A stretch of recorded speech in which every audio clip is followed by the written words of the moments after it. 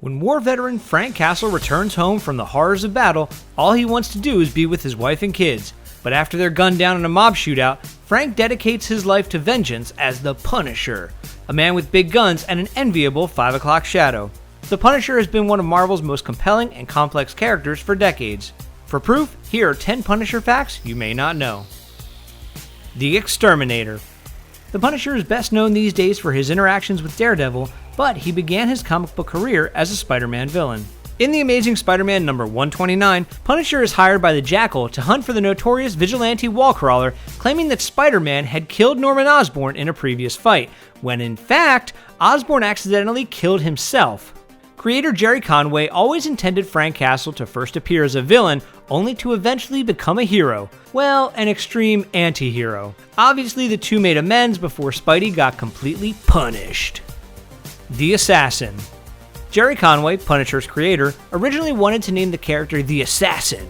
Stan Lee vetoed that idea, thinking it had too many harsh connotations for what was essentially a picture book for kids. Then Lee had an idea. Years earlier, he created an unmemorable robot named the Punisher, who was one of Galactus' henchmen. Lee suggested that Conway use the robot's name. Conway took it because, well, you don't say no to Stan Lee. He's been the Punisher ever since. The Executioner. He starred in over 600 books, which have sold well over 200 million copies worldwide.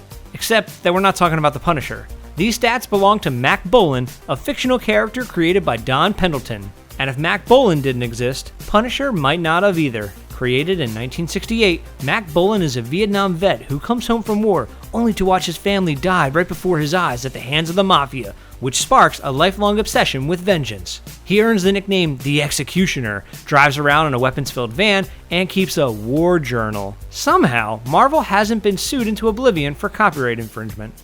Archie and Eminem get punished. The Punisher is one of those characters who's great on his own, but even better in a team-up. Like that time he saved Eminem from an assassin hired by a group of parents who hated his music. Published in 2009 in a 2-part miniseries creatively called Eminem / The Punisher, Frank introduces himself by killing Eminem's entourage. Later, Eminem takes a chainsaw to the villain Barracuda, and everything was just as violent as you'd expect. As strange as it was, all seemed natural compared to 1994's Archie Meets the Punisher, where our anti-hero chases a drug dealer to squeaky clean Riverdale. Of course, the drug dealer looks almost exactly like Archie, so cue the comical mix-ups and mishaps. The fun and games end when the drug dealer kidnaps Veronica, but not to worry. Punisher saves the day and even sticks around to chaperone the school dance. Bombing the box office. Punisher has had 3 big screen adaptations, and 2 of them were massive financial disasters.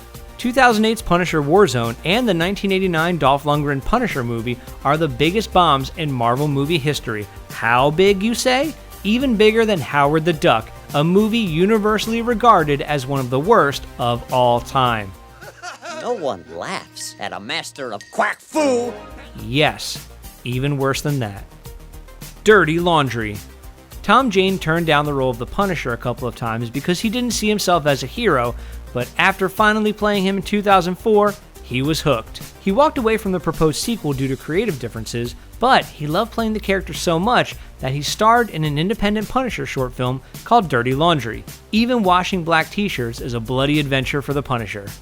Captain America's secret admirer. Punisher doesn't really care about anyone in the Marvel Universe, with the exception of Captain America.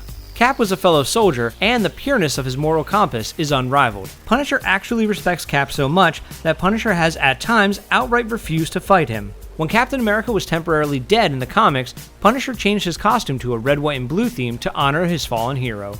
Frank Castle kills everything. In a one-shot alternate universe comic titled Punisher Kills the Marvel Universe, the Punisher did, well, just that. In this what-if type tale, Castle's wife and kids are killed during a fierce superhero battle. Punisher kills Cyclops on the spot for his mistake, which gets Punisher locked away, except on the way to the prison, he meets a group of others who were disfigured during the Marvel Universe's countless destructive superhero fights. Frank Castle gets everything he needs to kill every last character in the Marvel Universe, saving Daredevil for last. When the deed is done, Punisher turns the gun onto himself. But it's not just superheroes he's got it in for. In Punisher: The End, another non-canon story, Frank Castle is one of the last remaining humans on Earth after a nuclear holocaust. Frank tracks down the last of the survivors to kill them since they were the ones responsible for the destruction of the human race. Again, Punisher kills everyone, then chooses himself as the final victim, setting himself on fire and wandering into the wasteland, finally ending humanity's cycle of violence once and for all. So how does all of this add up? Well, in 2011, Marvel Comics editor Stephen Wacker crunched the numbers. From 1974 to 2011, Punisher had killed exactly 48,502 people. Yeah, he's kind of a monster. In fact, he's literally a monster.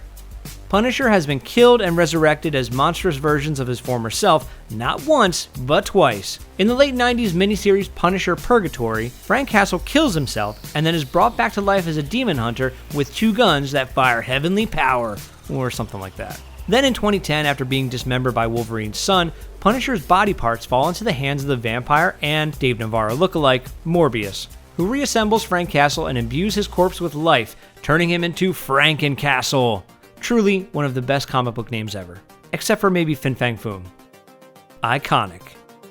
The Punisher's skull logo means more to people in real life than it does to him. Hundreds of Iraqi soldiers wear the Punisher's signature skull somewhere on their gear. It's the symbol they've chosen to represent their fight against ISIS. The trend has been going on for a while, but it was reinforced by Chris Kyle, the subject of the movie American Sniper, who wore the symbol during his tour of duty. That cartoony, elongated skull has become a definitive rallying cry for anti-terror forces in the Middle East. Frank Castle would be proud.